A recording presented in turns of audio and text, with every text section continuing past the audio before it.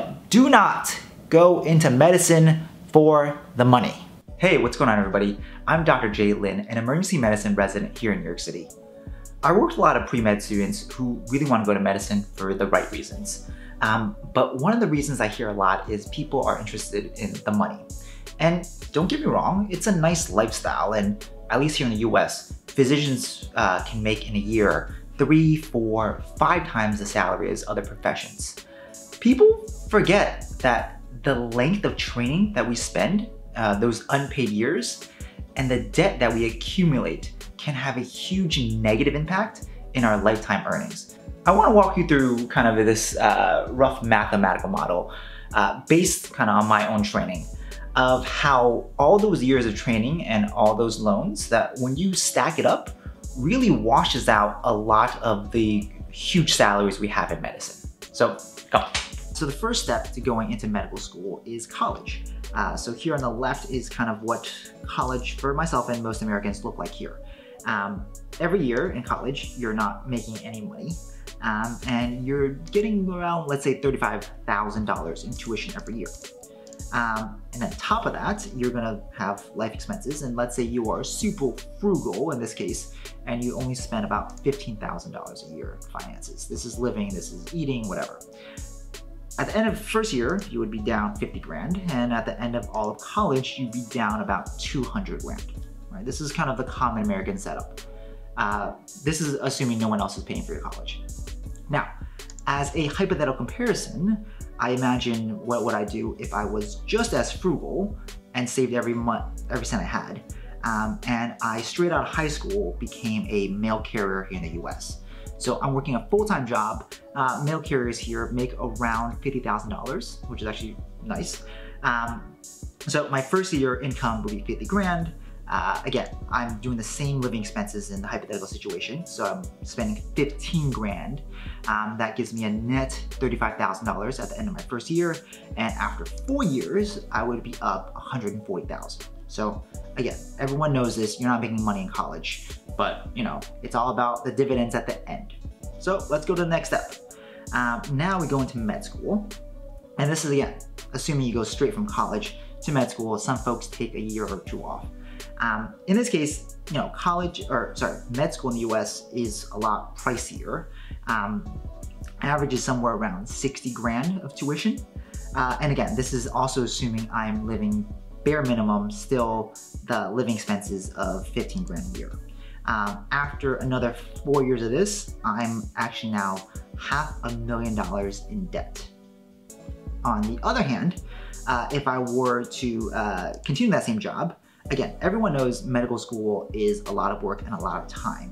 So to equate for that, instead of working like a full-time job, I'm now working a full-time job and picking up a lot of overtime in my mail carrier career.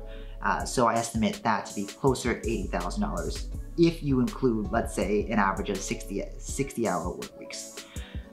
Again, I'm not spending any of my money, just bare minimum, so I'm saving every cent. Now, at the end of 8 years, so after, you know, hypothetically, when I would finish med school, this version is up $400,000, and I graphed it here. So you can see, effectively, the same amount, just in different directions. Now, we go into residency.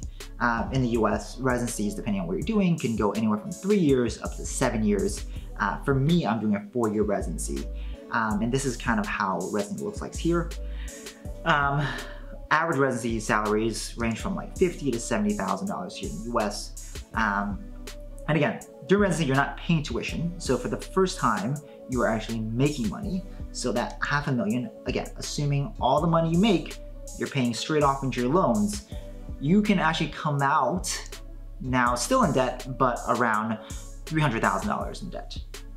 Now, residency is hard. You can ask anybody that. It is a ton of hours. And to kind of adjust for that in our mail carrier situation, we are assuming I am working double time, 80 hours a week. So I projected that income. And again, this is after 10 years of experience, would also be closer to about $100,000, right? You're an experienced worker, primary career, working 80 hours a week. 100K is not unreasonable.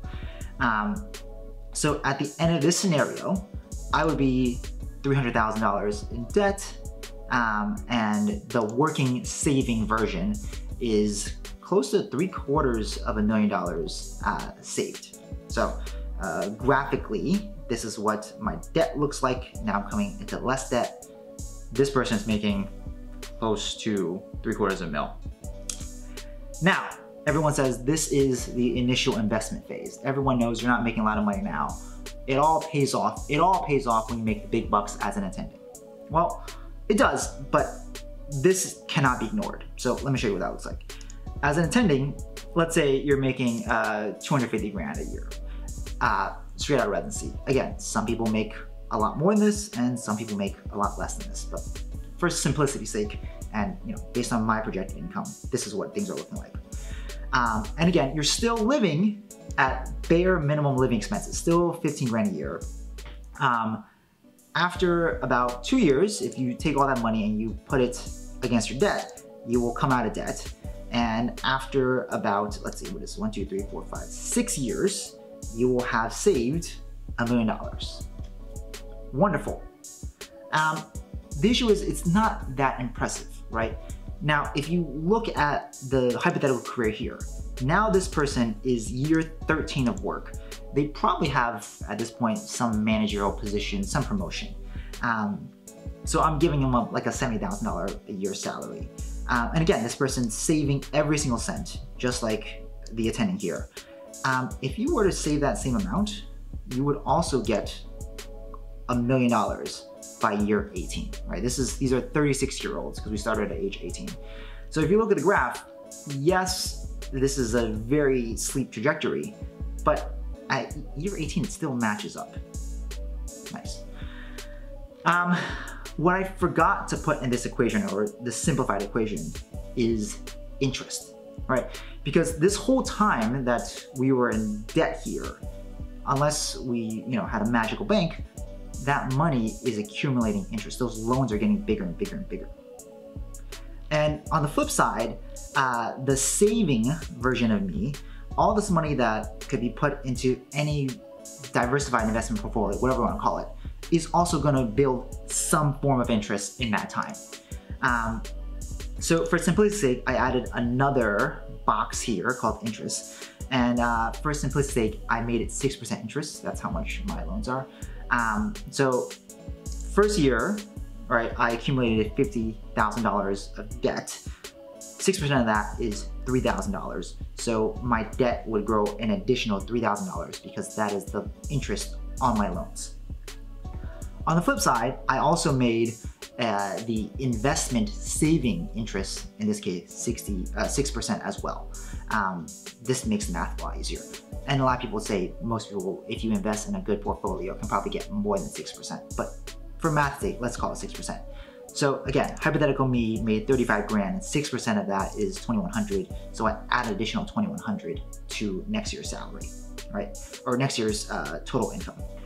If you add interest to this equation, you can see every year during med school, I'm paying like $10,000 to $30,000 of interest. And throughout residency, even if I put all my money against my loans, I'm still getting like $30,000 of interest every year. At the same time, hypothetical me is saving this money, putting in a good, investment, and making $20,000, $30,000, $50,000 a year on just interest. If you accumulate interest and you put it in the same equation, at year 18, I have not hit $1 million as an attending, and the saving version of me has already hit 1.7 million. So when you account for interest, now we're looking at this graph here, you see that there is a much slower climb because you're fighting off all that debt. You do catch up. Year 24, which you're age 42, in both cases, you will have $2.8 million saved. And at that point, you finally even out, age 42. Now goes into the more hypothetical part of this equation, assuming both parties still work the same job and still are incredibly frugal. Again, you're only spending 15 grand a year. You're not spending on your family, no crazy vacations. You're saving every money and investing every cent of that. let's play out this equation until both parties retire. So if you retire at age 65, that's 47 years post high school. On the left, Medicine Me, because again, we have just so much money saved, that money is accruing crazy amounts of interest.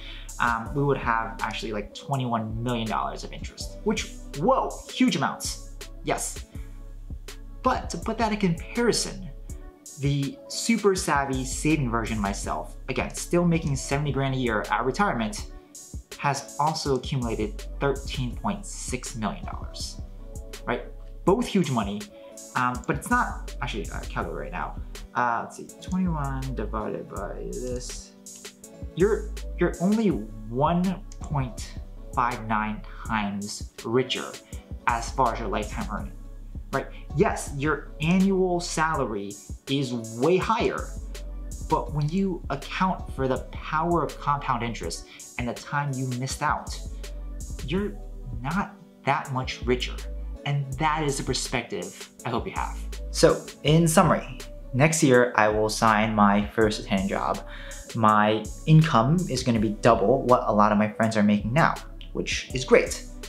But I also recognize that my lifetime earning potential is simply not double theirs, right? Because of all the years I was in debt, all the years I was not working, and all the years that I was not saving and making interest, but instead I had loans and those loans were making negative interest, it's going to be a long catch-up game. And if I only work to 65, I probably won't make double in my lifetime than what theirs is. Now, don't get me wrong. I want to be sure that the salaries for physicians in the US are very generous. Like $200,000 a year is nothing to complain about. I'm very happy with my salary. I also want to say I'm very happy with my job, right? I love being a doctor. I love working with patients, working with my hands. The reasoning, the medical decision-making, the research, working with trainees, medical students, nurses, everybody. Like, if I could do it again, I would still be a doctor. But when someone says, should I go be a doctor because, I love the job? Yes. Should I be a doctor because of the salary? And I say no. It's just not a wise decision. Because if you are hardworking enough to get through medicine, you can go into a shorter training time for a different career, save your money wisely, invest it wisely, and in the end of a lifetime, you'll probably make a lot more money than me. I will leave a link to this Excel sheet in the description. So if you want to crunch your own numbers and see how much money you could be making / saving / losing interest on, go ahead. Again, medicine is a great career, but do not go into medicine for the money. Thanks.